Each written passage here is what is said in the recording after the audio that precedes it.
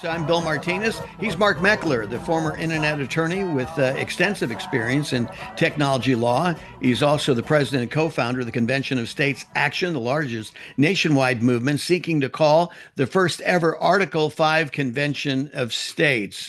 Mark, Happy New Year. Good to have you back with us. Good morning, and it is a happy new year indeed. Yes, it is. Well, lots of things to catch up on. First of all, I mentioned Convention of the States. Let's give everybody a summary of where we are right now. Sure, Convention of States is under Article 5 of the United States Constitution. It's the way that we can, as states, gather and propose amendments to the Constitution. And if we believe that the federal government is out of control, that we need term limits and a balanced budget and limitations on federal power, they're never going to do those things to themselves, despite any chatter in Washington, D.C.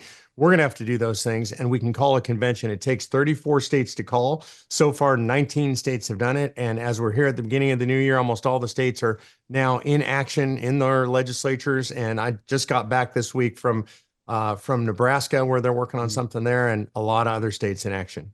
Mark, with the reelection of Donald Trump, do you think that this will help your movement?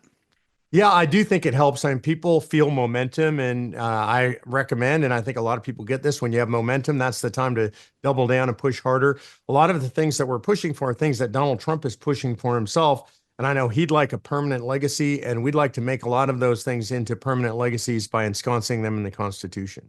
Yeah, people need to understand. I mean, we're realizing that executive orders is not the way to go long term because it changes with every new management that comes in. And the things we're trying to tie down here and bring into the Constitution are laws that cannot be upended by as Barack Obama said, a pen and a cell phone, right?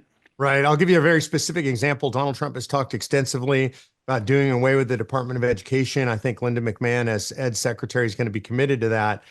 But if we assume that at some point, and this is the correct assumption, there'll be another Democrat administration, they will reestablish that agency within 5 minutes of taking office. And so by ensconcing that in the Constitution, by saying the federal government can't be involved in education, we can make sure that we're done with that permanently. We don't burden our children with the same thing that we were burdened with.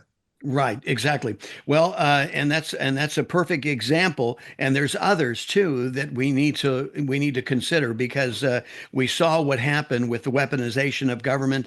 We were given a good preview under the Obama years, but after when Biden came in, he put it on steroids, didn't he? Yeah, he did. And I think, and this is really important, there are three things primarily that we're trying to deal with. One is just the sheer power and muscle of the federal government.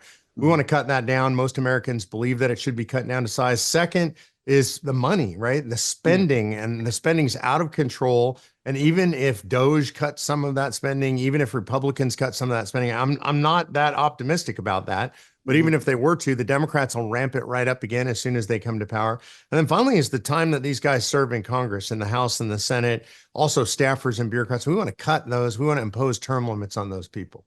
Right. Well, and what do you think about just breaking up the location of our government, that it's so centralized in DC?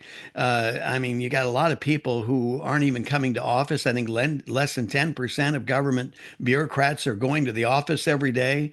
It's so fractured anyway, but yet it's so, I guess, mentally and psychologically centralized that it inhibits the effectiveness of our bureaucracy, doesn't it? Yeah, I agree with that. And, for example, a Department of Energy, if we have one, and I don't think we should have one, but if we do, it should be located in Texas or in North Dakota, someplace where we have heavy energy production, not in the hallowed halls of Washington, D.C., where most of those folks know nothing about energy production. And the same is true for agriculture. Ought to be in the center of the country where we have agriculture. Department of the Interior should be where we have the most public lands. That would be somewhere out in the West. It should not be centralized in Washington, D.C. Right. It almost leads to a form of incestuousness, doesn't it?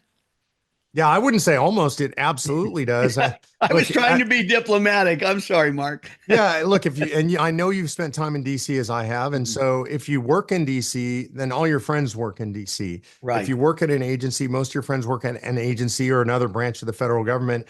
And so it does become incestuous. And those people, And again, this is not, I'm not even being critical of them. This is human nature.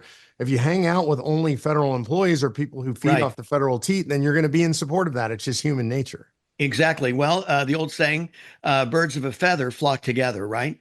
Yeah.